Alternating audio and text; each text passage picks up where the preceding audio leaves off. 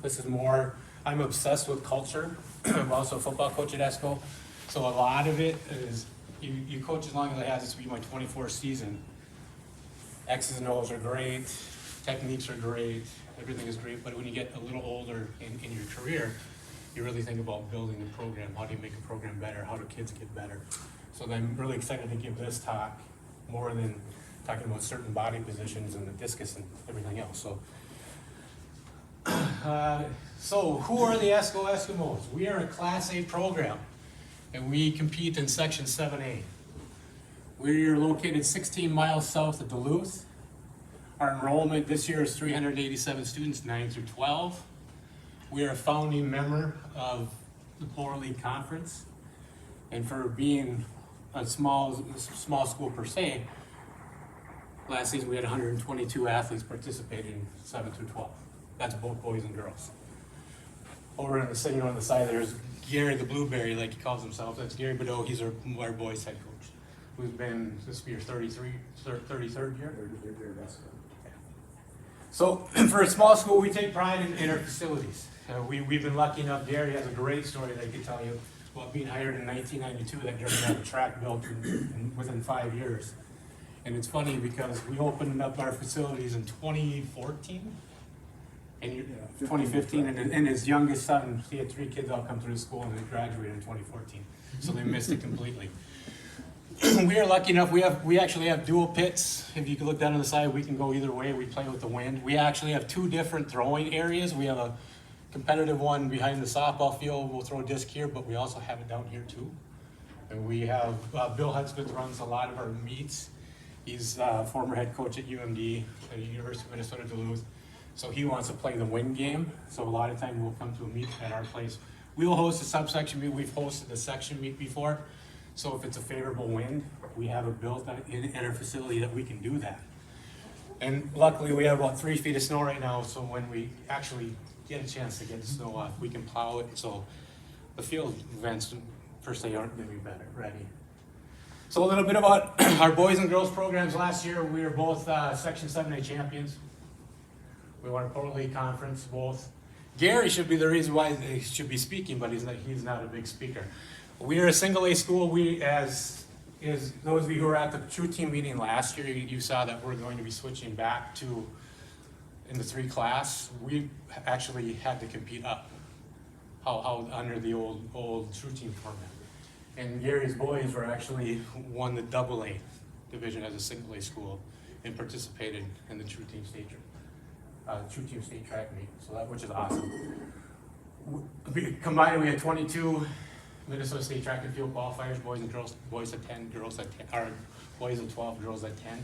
That's the best that Gary can remember in 33 years, so we had a really great, successful program last year. We had 7 all-state performances. One of our boys was state champion in the long jump. We also broke 4 school records, our boys 4x100 meter relay, our girls 4x100 meter relay, our girls 100 meter dash, and our girls triple jump. We broke all of those records last year in 2022. So it was a great year for ESCO. So you talk about what do we have going for us? We have a very supportive, sports-minded administrative team. What that means is that all the way up to our superintendent, who actually is a C-team boys basketball coach, are both of our principals, elementary and high school principals, have had their sons or daughters have been involved in athletics as well. So we get a lot of support, which isn't true from other places. I've coached at 2 different buildings, and that's not always the case. We have a school environment of expected success. We're not only good, we don't just pride ourselves on being good in athletics, but we also, when it comes to testing and everything else, we strive to be an excellent school in all facets. One of my favorite stories is when my dad was asking, what's the difference between, say, Two Harbors, Carleton, or ESCO? And I go, I need to go to elementary phy ed class. These kids are ridiculous how competitive they are. It could be the smallest thing, and it's a real, something that's built over time in our building. We have a very passionate community, which, like Kent said in his presentation, that can be good and bad, but for the most part, it is a positive. You strive and you hope to get the opportunity to work in a community that expects success will support you. And we're lucky enough to get into that situation. Now, we have an established sports-wide booster club. Coach Ringo, who is one of our assistants, is actually on the board of directors for that. Anything we need, we can go to them. Now, as long as it's reasonable. They take care of every single program in our building, and that actually helps us immensely. We have a culture of common, well, that's fancy talk, but all of our coaches, for the most part, we support each other. And that's important, and I think that's not always the case. A lot of times you have programs going against each other. But when it comes to the baseball program, and Gary, both Ben, who's the head coach and stuff, they can talk about athletes, and sometimes we might get lucky now. Now, Jeff, who's our head softball coach, he will always push girls towards the track side if they're not a baseball or a softball player. And I'll try to do the same for him. And we always share everybody's success as a whole building, and you can really feel it. We actually are a K through 12 building, and kind of a little fun fact, we are the biggest K-12 building in the state of Minnesota. We right from the start, kids come to ESCO, as a kindergartner, they will stay in the same building until they're seniors. And that's really neat. It gives us an actual, I find it as an advantage, because you can see kids young and you know, ooh, that kid's good, and you can kind of sneak in there and on the table a little bit, hey, you'd be good at track. And Gary's baby, which is actually, he'll admit that we get more benefit on the girls' side than the boys' side of our elementary track program, but Gary has been amazing at that. That was established well before I came, and when Gary retires someday, which will happen, it'll continue, and he does an amazing job with it. So you take a look, this is kind of just a little perspective. It's nothing, we don't do anything really ridiculously special with it. We just try to teach kids what we do, what track is, expose them, having their parents see it, and kind of get a feel for what track can be. Yeah, Coach Halson, who's our head cross-country coach, was helping out last summer, and we have little kids coming out of the blocks. This next video, this one to watch when you come through. These are just little guys. This is actually from 2 summers ago. Our 4-year-olds trying to get out of the blocks. They're running. Hey, you want to try it again? I mean, just little stuff like that. I gotta tell you though, the reason why I put this video in is this little girl that crosses all the lanes. That's my daughter, so I gotta put that in there. But she's excited about it, and she talks about it. Gary will break down all the warm-up together. He'll go through. And one time that same summer, I think she was 3 years old, got a chance to run with everybody. We were sitting out in the yard, I think I might have been grilling, and all of a sudden she's going through, skip, accelerate. I was like, Madison, what are you doing? He goes, the Blueberry told me to do it. So, I mean, that's Gary, by the way. He introduces himself as Gary the Blueberry. He doesn't call himself, I'm the head boys track coach, he's Gary the Blueberry for all these little guys, and they love it. And my daughter learned from it, so it's very effective. We do just simple stuff. Gary's in charge of that, but we just give simple t-shirts. But you go into our building in the elementary wing and you see kids wearing these t-shirts from years past. It's just simple. They're not even our colors. Last year we had green and gray. But the kids love it. And I think we spend like $3 a piece on a t-shirt, but those kids wear it all the way through, and it's all that advertising in our building. Even this year, this is a little closer to our school colors at least. Now this is a little bit of how we go about it. Now Gary gets mad at me saying, our first and foremost is our whole program, boys and girls wise, emphasis on the sprint side. We're fast, effortless running. That's our #1 goal in everything. We are, I say we are a Feed the Cats program, but we're not a Tony Holler Feed the Cats program. Gary started that in 1999. The whole concept that we don't train anything over 150 meters.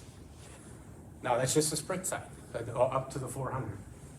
But we take care of our athletes. We make sure they're fresh. We very rarely have injuries throughout the season, and that has a lot to do with Gary. When I took over the program 2 years ago, I went from one of my best friends, and I worked with for 14 years in Two Harbors. He was a 400 guy. We train him at 400. We bump him up. We bump him down. But Gary's had unbelievable success at that point. And coaches before me in this program would train their kids in the 400 up to the 400, bump them up, bump them down. Gary's been so successful on the boys' side, I was like, why would we do anything different? So our girls have taken to that format. We have an unbelievably great group of coaches. Our assistant coaches are in full control of their specialties. That is a lesson I learned from my old boss and one of my best friends, Tony Altier up in Two Harbors. As an assistant coach, letting me grow in that position for 14 years, not once did he ever tell me how to do my job. Or not once did he question the way that I work with my athletes. And that is something that I've totally tried to spread my wings in as a head coach, is that the assistants have full reign. My job as a head coach, when it comes to assistant coaches, is just be their mentor.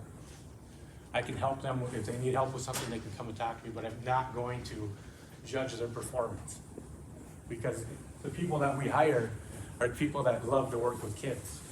They build a relationship with kids, and that's most important. We absolutely will welcome all athletic abilities. It doesn't matter who you are. If you want to be a part of our program, we're going to take you. There's a home for you. And Kent stole the words right out of my mouth. There's no bench and track. There isn't. We'll find a place for you. There's 16 events. You might not be great in everything, but if you're willing to try it, we're going to support you in doing so. We always look to improve. I see there's one coach from Jordan here. I can use the example. We sat in a session last year. So a little bit more deep diving as a head coach. When you look at your roster, your whole order of events, the hardest events to fill are the 400, the 300 meter hurdles, and the 800. Those are almost impossible to fill. And if you want to be successful and be on top year in and year out, you got to figure out a way to do that. Well, we've been talking about it for years, even when I was assistant on the throw side, like how do we get better at that? And we had this like aha moment sitting in the session last year with the Jordan coaches, and they started a middle distance program where they trained them sometimes as sprinters, but yet at the same time they're getting the aerobic activity as a distance runner, and it was perfect. So we're trying it. We have a coach that in the building, elementary school teacher that took the raise last year. We have a new hire into the building who is a collegiate athlete, state champion in Wisconsin in the 400 and 800. So they're kind of taking over that program. We're gonna let them grow and see what we can do with it. So we're pretty excited about that. You'll hear me talk about a lot of this stuff later when we talk about just what I've learned over the years, but don't be afraid to try new things. You don't be set in your ways. There's always a new, fancier way to do things. We share our past successes and tradition to our kids. We build respect for those who came before us, or before you. And that's not only as athletes, we do it as coaches. I mean, there's been some amazing coaches. We got Mr. Jackson here from Delano. His dad is a Hall of Famer. It was in our girls program just years ago. He's following his dad's footsteps in coaching. I've learned a lot from Tim. I'm sure Jackson, you have too. But we talk about the coaches before us. Coach CJ, who started the program when you were there, had an unbelievable run when she was there. She's a nationally recognized FIED teacher. Great job. There's amazing success. We tell the kids about these people because they're still members of our community. We see them at track meets. So we make sure that they not only know the past, but they respect the past. But I think the one thing we do better than most is that we teach the why. Why are you out for track? Why do you like this? Why is it important to you? And I think that gets overlooked too often. Our coaching staff, we are a small school, but we have 9 varsity coaches paid and volunteer. We split contracts if we find that needed to be, or we have just volunteers. We have 4 junior high coaches, they're all paid, but we do get an extra stipend because our numbers are dictated through the guidelines, and we split a contract for that. 8 of us coaches work in the building, which is a huge benefit. 8 of us are in the building seeing these kids every single day. 5 of our assistants are head coaches in other sports currently or have been in the past. So those are people that know, it's not just track, but in other sports, soccer, cross country, basketball. So we are very blessed in that. I really strongly believe this. Every coach and their staff, I would be proud to have my own girls be coached by. And once I was a head coach in my first go about it at Carleton, I wasn't going to hire anybody that I didn't trust with my own kids. And everyone that we have, I would totally let them spend one-on-one alone time with my daughters, and that's important to me. Our junior high philosophy is pretty simple. At the junior high level, our number one goal is to teach the how. And now we're lucky enough that one of our former girls head coaches, he was former coach at UWS, and actually our current head boys football coach is our head junior high coach, which is great. I mean, he's completely overqualified for that position. But what I mean by teaching the how is like get out of the blocks. How do I long jump? How do I clerk? What does it mean to line up or everything else? So that's he has a passion for it. He just wants to teach the kids how to get from point A to point B and everything else. Because at the varsity level, it's our job to teach the why with the varsity athletes. We encourage every athlete to try at least every event once, and it doesn't always work that way. If you don't have an acceleration plan in the future, if you're not a head coach right now, have one. You know what that means for your 7th and 8th grade athletes.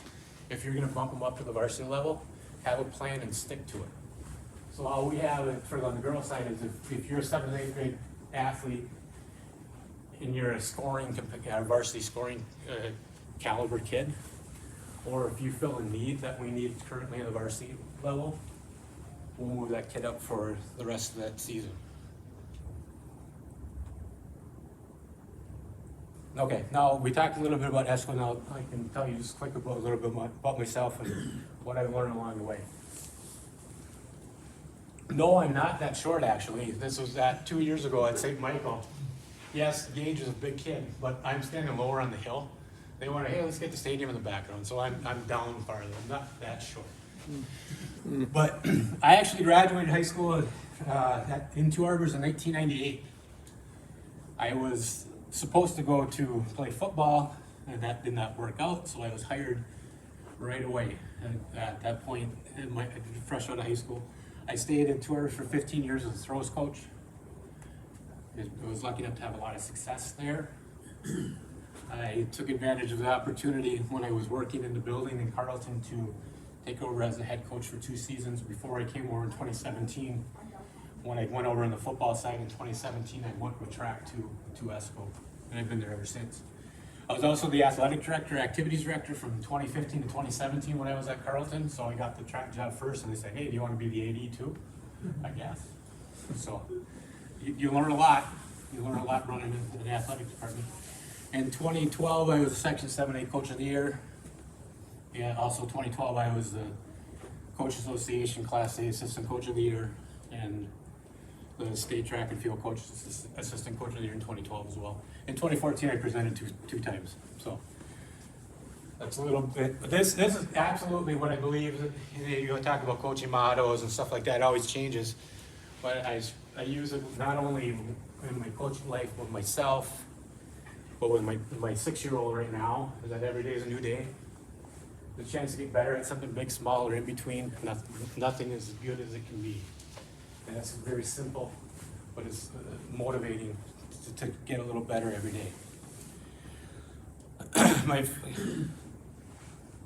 Mark kind of laid everything out just in our first 2 years. I didn't know he was going to do that, so you can kind of see. But our last section championship before I took over were 2012.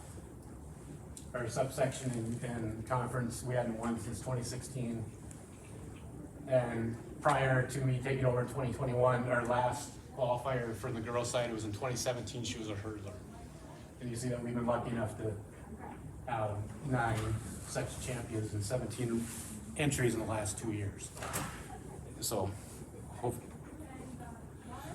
every year I'll share this with not only our girl athletes when we have our beginning of season meeting, but with our parents as well. It's kind of my overall philosophy when it comes to track and field.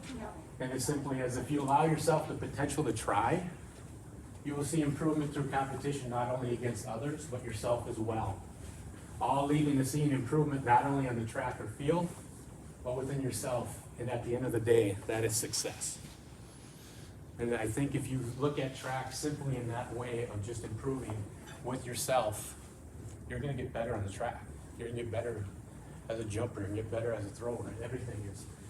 If you internalize it and you break it down as simply as possible and allow yourself the possibility to improve, you're gonna improve. The little things go a long way. I put up there, as our seniors lead the ship, they do. And I know other people will have captains. What I like about it is that every year the seniors get a chance to be the leaders. They're gonna bring a fresh new idea of what they learned under our seniors before them and everything else. They're gonna have different ideas. They're gonna have different ways of what they want to lead. So there's a lot of neat things that I do with our seniors, and it actually kind of protects myself as well. Is we do have a big sister, little sister program. What that means is my senior kids take over. We have the list of all of our varsity kids on our varsity roster, and the girls will pick them. Like, oh, I know him. I'm friends with her sister. Blah blah blah. This or that. They're responsible for those girls for the entire season. And what that means, it leads into our PR program, which was really a great idea by me. I didn't realize how expensive it was going to be. I told the coaches, like, this is ridiculous. I was spending $40 almost every week on candy bars. Because every time our kids would PR, our seniors who had Sally or Sam or whatever you want to say, they would come up after the meet and they would say, Sally PR'd in the long jump. And they come up and get the candy bar, we'd all clap. But it's all done. But it looks like the kids are doing it, which is awesome. The only time that I ever really addressed the girls when it came to achievement is if we broke school record. It's something really important. Or at the end of it, we talk about acknowledging your spirit athletes. Those kids that need a little extra love. Maybe that kid who hasn't PR'd in a long time, or they're trying a new event, or they're trying to make their team better. Then I will step out in the spotlight and share and put that athlete in the spotlight for themselves. We have athletes in the elementary classrooms. This one, I had to put it on it because I wanted to do it forever. Being a girl dad that I am, everyone, if you coach football or anything else, on the football side, it's all about the moms.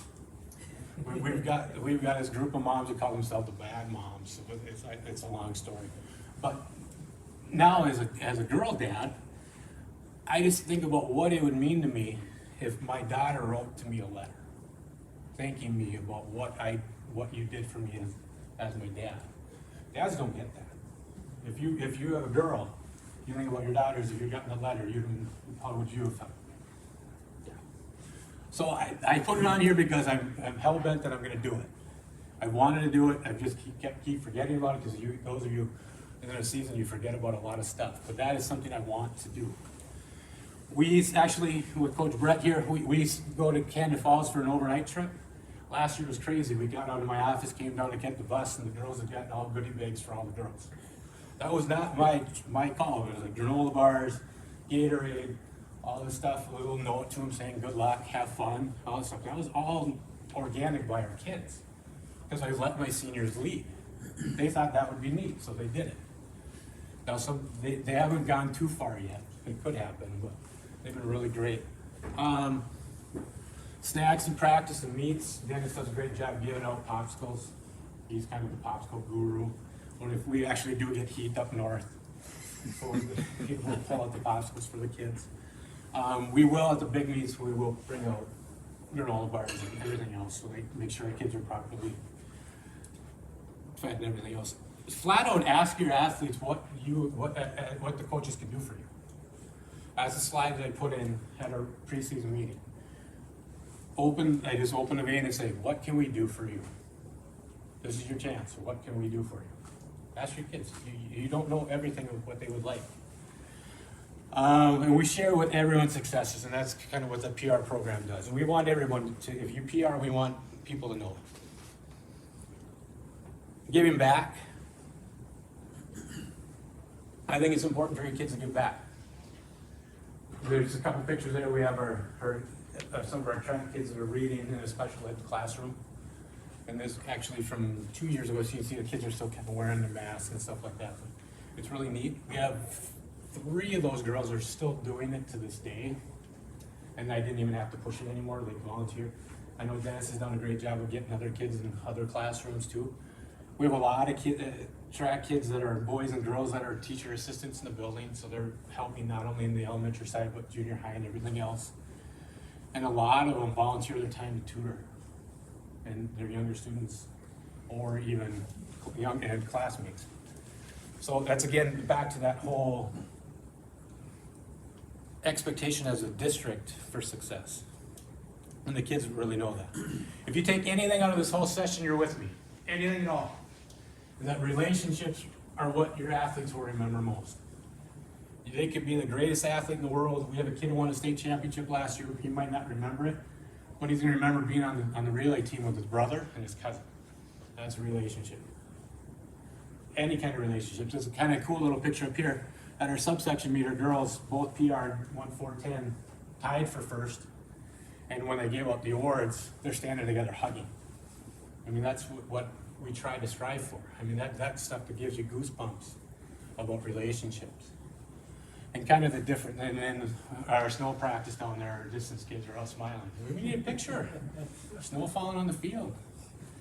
So it's a lot of fun stuff. And then we had a girl that went on and signed on at a college, and we did the signing at actually Gary's house, and all the kids behind her were on the signing day, which was great. But we think it might be little, or if you're a young coach and you think that's the little stuff, it will mean the world to them when they get over. All right, this next part is like the greatest gift. I mean, this is dead honest truth, doing this for 24 years. The greatest gift each athlete will give to your program, will offer to your program, is his or her uniqueness. Now, what do I mean by that? Every kid is different.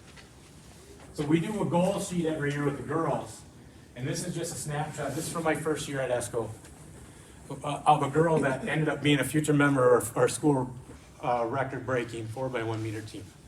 She was a soccer player, pretty decent, a little athlete. Different is the only way I can explain to you how she was. She was a different girl, good girl, great kid, love her to death, but she was different. So she said the obvious answers encouraged me, pushed me to do my best. But then she put this on there. She put understand me. That means that is a kid calling out that people don't get me. And that was a challenge for me in my first year. And she went from as a sophomore really not doing anything. Well, it was COVID year. But as a freshman, she wasn't even on anybody's radar. So as a senior, she qualified in the section meet in the 100-meter dash and was a member of our school record, which is a great school record that isn't going to be broken anytime soon. So her name's up in lights for quite a while. But I took that as a challenge. Okay, I'm going to get to know this girl. And she was different. And she would have excuses. Well, I can't make it to practice today because, well, I have this. And then the girls would say, I don't know if that's true. But I know there's a lot of coaches that have strict attendance policies. I understand the importance of that. But at the same time, it's the spring. These kids have a lot going on. And we'll talk about the ridiculousness of all your JO volleyballs or AAU and everything on top of it. You have to be flexible if you want to get the numbers, and if you want to get your top athletes, you got to have flexibility. So at this point, I'm understanding this girl, she needs a little bit longer leash. And she really grew and really started to trust me and everything. She got her opportunity that she wanted. Each athlete we coach has their own personal goals and aspirations. And this is the dead honest truth. And if you can go back to my 2014 presentation, I've never changed as a head coach as I was as an assistant. I don't coach any of my athletes the same way. Every kid is different. I don't take, and you know what? You're probably thinking that's ridiculous. I coach kids this way. That's fine, that's your choice. But I choose to give up a lot of times in instruction and everything else so I get to know who that kid is. And he has done nothing but give us success doing so. Find the great importance and invest time in coaching the person, not just the athlete. If you want to be good, guys, you have to do it. In today's world, kids are different than they were 20 years ago. I truly believe that if you cannot be effective with a team full of individuals unless you take the time to get to know what works best for each individual athlete. It's a time investment. And if you are an assistant right now, and you're not overlooking 60 other athletes, if you have a group of 10 to 12, that's a great chance to start. Get to know all 10 to 12 kids. Get to know what they like, what they don't like. Probably the most important lesson I learned as a young coach is you got to be quiet inside so you can listen. If you build up trust with your athlete, you have to be fair to them, and you got to have a two-way street of communication. As a younger coach, I wouldn't listen to anything they were trying to say to me because I thought they were absolutely challenging me. It's like, I'm struggling at this. So I took it as if, oh, you're blaming me. But in all reality, what they were is they were trying to share their frustration with me. And they want somebody to listen, and how do you help me? And then, like I said, then the truth was I needed to listen, or I was never gonna truly be effective in reaching my athletes. If you put up a barrier because you think they're challenging you, you're never gonna be successful. That leads to the next part. Honesty. Honesty is by far your best weapon. Honesty and trust. Put those two together, not more often than not, your athletes will develop a passion for what they're striving for. Hard work will follow, and before you know it, they're sold on what you're selling. They will become truly dedicated for what your program stands for. And there's a lot of tough decisions you make as a head coach. There are a lot of situations that come up that nobody thinks you're gonna go through. Then we went through one last year that I know we're not gonna see the games this year or next year. Like Ken talked about the long term, what you learn. Is that 2 years ago, my first year, we had a girl win the 800 meter, won at the state meet, ran as fast and as hard as she possibly could, physically collapsed after the meet. She was a type A personality, tried to do the best she could do in everything academically, involved in everything you can imagine. And when the season started last year as a senior, as a defending section champion, she goes, I don't want to run the 800. How many coaches are going to, that you know that are going to say, okay. Especially when that girl is the daughter of your high school principal. But I supported her.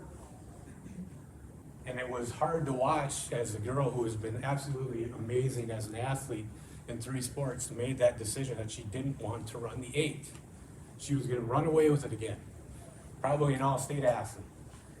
But I supported her. Was that the right decision as a track coach? As my program-wise for success on the track? No. But for the girl, you bet it was. And it was hard.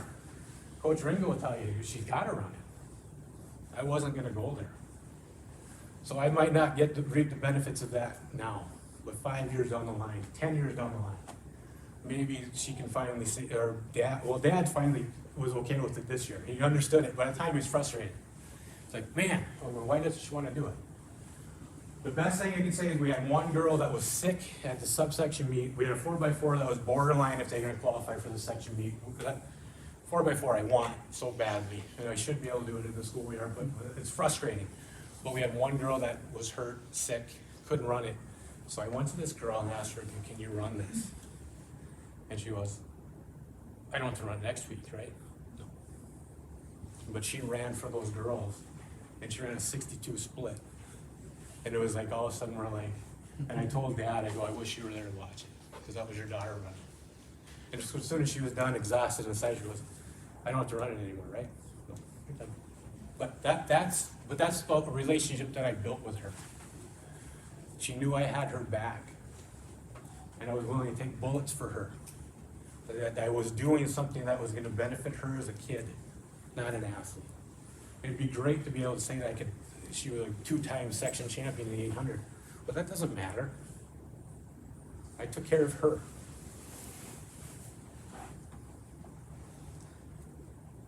This is absolutely, I love the power of yet. And I didn't think about this until I had my daughter. And I was like, why is we always get negative self-talk all the time? I can't do this. And I always say yet. So now the same thing with all of our kids in practice. We have a very talented now sophomore long jumper who was an all-state long jumper last year. And I kid you not, I'm not lying about it. She has never been within 18 inches of the board. She's a 17-foot jumper, and she's jumping this far back. You should watch her in practice. She's losing her mind. You're like, I just can't get it. I go, yeah. You're not there yet. And that, if you just start onto that point, because we all have had kids, or you work with kids that are that way. Like, I don't get it. Just be that little annoying person. Well, not yet. It's amazing how that unlocks a positive mindset. The fear of failure is so much more motivation to a kid than we can ever imagine. Put yourself back when you were an athlete. How much did you fear failure? How much did you fear disappointing everybody? Not only yourself. Grandma came to the meet. Grandpa's here. That's so much fear that you're just not going to do well. We don't need to add to it. So we each do the best we can to create an environment for athletes to strive for their own personal greatness. Sure, goals may not be reached, but that's all part of growing as an athlete. Missed opportunities are just baby steps to improvement and ultimately reaching their goals. Reaffirm that with your kids. You might not have reached the goals yet, but you keep striving for it. There are all kinds of ways to be successful as a head coach, or a coach in general. Each of us are all unique. We have different objectives, approaches, results. Your coaching personality was shaped by many factors. How were you coached? I know I was coached. I don't coach anyone the way like I was coached. I learned from that. I might do when I first started, but I don't do it now. Who you've coached with. Look at you, everybody has great coaches on your staff that you maybe take a little piece of what they do that's great. What coaches do you admire? I mean, here at the clinic, you look around on all you go to the social tonight and everything else. Who do you admire? Don't be afraid to go pick their brain. Some is good, some may be bad. Learn from the bad, but build on the good. Just because that's the way I was taught it, that's the way I did it. How did you feel when you were being taught that way? If you didn't feel good, why are you going to take that for feeling and spread it to the next generation? Learn from what felt me. Feeling is so much that goes into the sport. Really take time to decide what elements are important to your program. Write them down. Nobody has to look at them or see them but you. Refine them. Always adapt when needed. Right now we have a nice run of kids. We might have a little down spot, but the elementary is fully loaded with girls, and I can't wait until they all get older, because I'll look way smarter than I actually am. But where do you want to go with your program? Not just next year, not just, and what I mean, say that for now, even if you're not a head coach, think about the group that you're working with. Maybe you're a group of jumpers. Where do you want to go with them? But when you take over the reins of a program, don't just think about this next coming year or my first year. Think about 5 years down the line, down the road. What do you want your program to be? I want it to be as great as we possibly can be. We're taking over a program that's had great success in the past. I want to get to that point and then farther. I want our girls to succeed in the classroom, outside the classroom, get kids at the next level. That you come into my program, you're going to be a great athlete. And we're not there yet, but that's what I'm motivated to do. Never, ever, ever stop learning. This will be my 24th year coaching. I've coached 3 different sports at the high school level. And I'd be lying if I said I knew a whole heck of a lot of everything. Become a student of the sport, there's always something new to learn. Never, ever, ever lose the passion of learning. Our Coach Association is an absolute tremendous gift to all of us. You have great minds that you're getting exposed to. And when it comes to the clinic, even if you take one thing with you, one little tiny detail from the next 2 days, and you put it into your program and it makes it better, it was all worth it. Ask questions, find a coach you admire, look up to them, and pick their brain. And don't bang your head against the wall and say, I'm struggling with this. I guarantee you someone else that's in these rooms right now have been there and have advice for you. A great coach will make you think differently. It just will. You might think you have it all figured out. And then you sit in a session with a coach that's pretty darn good, had a lot of success, and you're like, whew, maybe I gotta learn a couple things along the way. Always be willing to challenge yourself.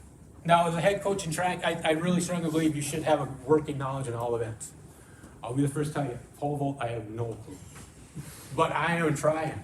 I'm trying to figure it out. Tomorrow, I'm hoping there's a vault session I can sit in at least, go marks and dogging, so hopefully there is. But that's the challenge for myself. I want to learn the vault.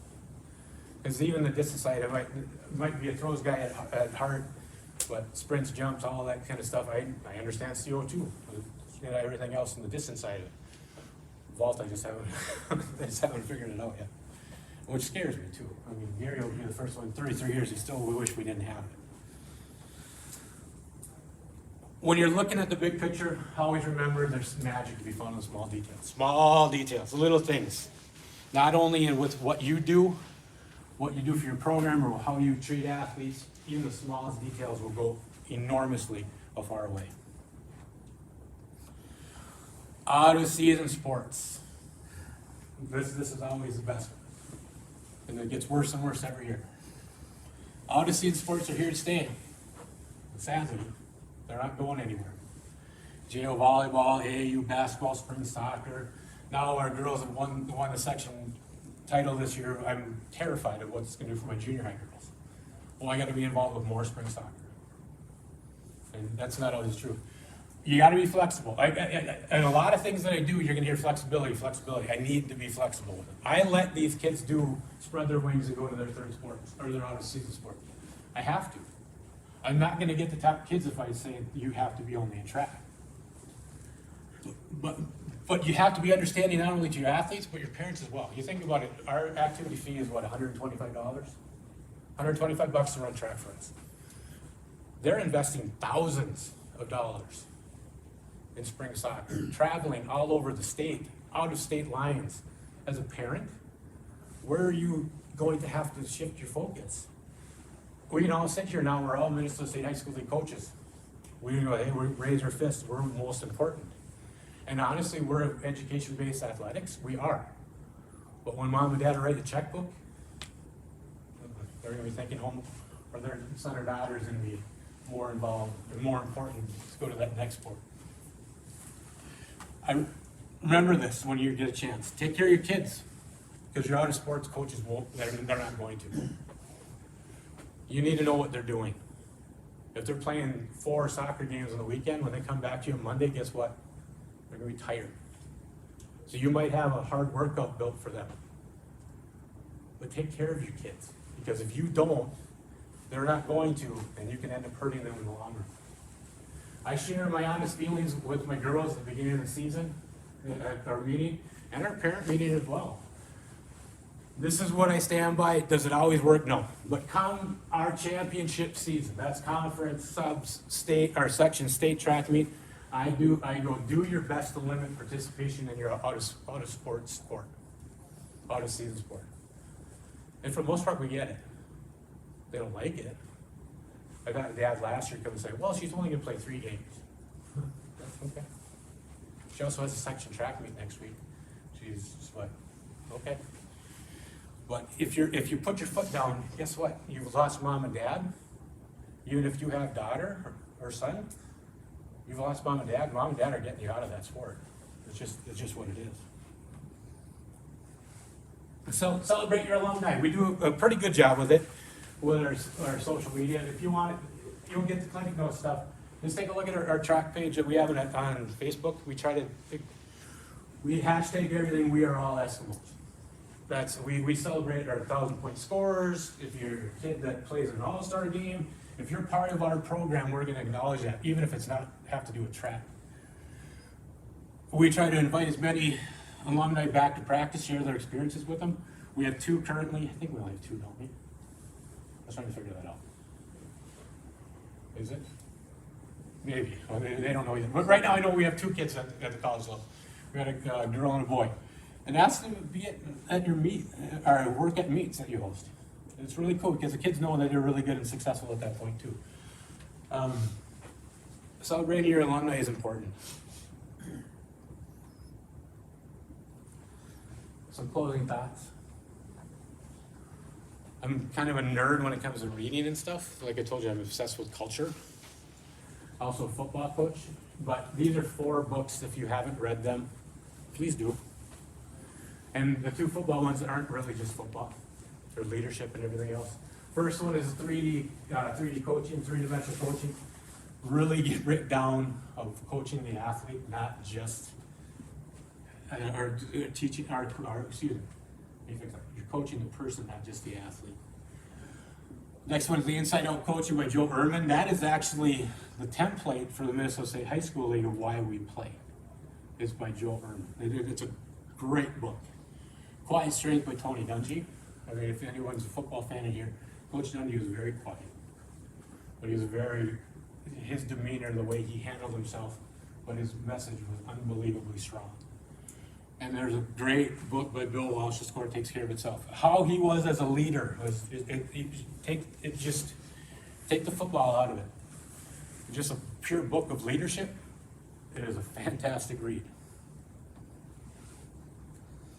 It's funny that Kent talked about the art of war at his session, because this is a great quote from that's Sun Tzu, Art of War. Can you imagine what I would do if I could do all I can? I know I can't give everything to my kids, but I've gotten to myself at one point in my life where I can get at least something every day. Well, that's something that makes you think. But this is a great one. I actually did this in my speech. This is how I ended my speech back in 2012 when I won Coach of the Year here at our clinic. Is write your sad times in sand and write your good times in stone. That makes you think. That part is you can erase that bad times as long as it's in sand. But hold on to the really good things. Let those bad things, let that thing, a parent that attacks you and tell me that you're hurting your kid, wipe it away. And remember the good of what you're trying to do. Cherish your memories along your journey. The picture on the right here is the last track meet that we were all together at Two Harbors. I was with those guys for over a decade. I had made it known that I was moving on. What I didn't know is one of my best friends in the world, the guy in the middle, this goofy looking guy, easily one of the best track coaches that ever coached in our state. Doesn't get enough credit for where he was, Tony Altier. He was also going to be done. But that's the brotherhood that we built over those years. And we all came together, meet's over. Kids took their picture and we wanted one for us coaches. But it was because I was leaving. But in reality, we all went our separate ways at that. But that means the world to me. And then another shameless plug, that's my kid. She's so proud of those and hang on her wall to this day. We give out little ribbons, the 2 first place ribbons she won at our track point. At our little track meet. She loves them to this day. I cherish that. That's part of my coaching journey. Never underestimate the lasting impact that you have. Let's picture my wedding. Everyone there were either coaching with me or my former athletes. And they wanted to get a picture with me. Like I said before, I talked about Tony, was one of my groomsmen. That's my brother John. This is Darren, who is my best man. He's actually the first boy I ever got to state track meet. The bond that we made as a coach athlete grew so much after he graduated. He coached with me. He became my best friend. And when I got married, I asked him to stand next to me. This girl right here surprised me beyond all belief because she flew in all the way from Toronto just to come to my wedding. And after that picture, she flew back home. So don't underestimate what kind of impact you have on kids. That picture's in my office at home. Actually, all 3 of those are in my office at home.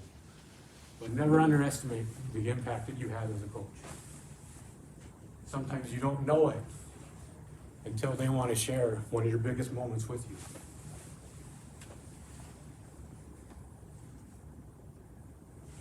Shameless promotion. Well, we have, like I told you before, Bill Headsmith is an absolute gift to us up north. Former head coach of the University of Minnesota, Lou. This is his baby. This is a fundraiser for us. Is our ESCO showcase. What we talked about for years is we wanted to have a varsity and a JV division, and we want to give medals for it. I wanted Kent to stay for this. It's like, hey, we're giving medals for this too.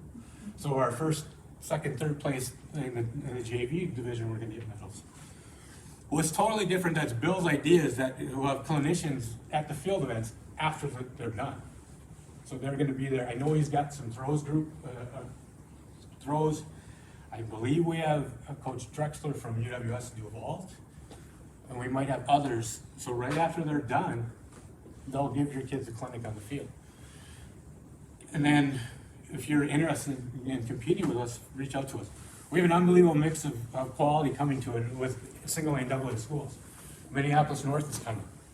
We had, if those of you who watched the state track meet last year, boys in the 4x1, best race we've ever, I'm sorry, Gary.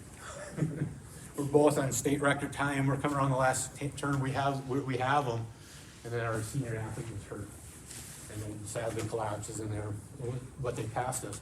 But when I just reached out to me, hey, would you come to a meet at our place? Oh yeah. We want to get the top schools that we can get to compete to make our kids better. So if you do have interest on that, feel free to email us, and we'll go from the rest of it. You guys have any questions for me? Anything? I know you have questions. I was with Kent and I had questions, but I didn't raise my hand because I was going to be talking later. Anything that just you've thought about? Anything that perks your interest? Anything about me? Anything you want to know that I like? I already said what my daughter's name is. But no, seriously, this is a good time. Like I told you, pick somebody's brain, something that you have thought about.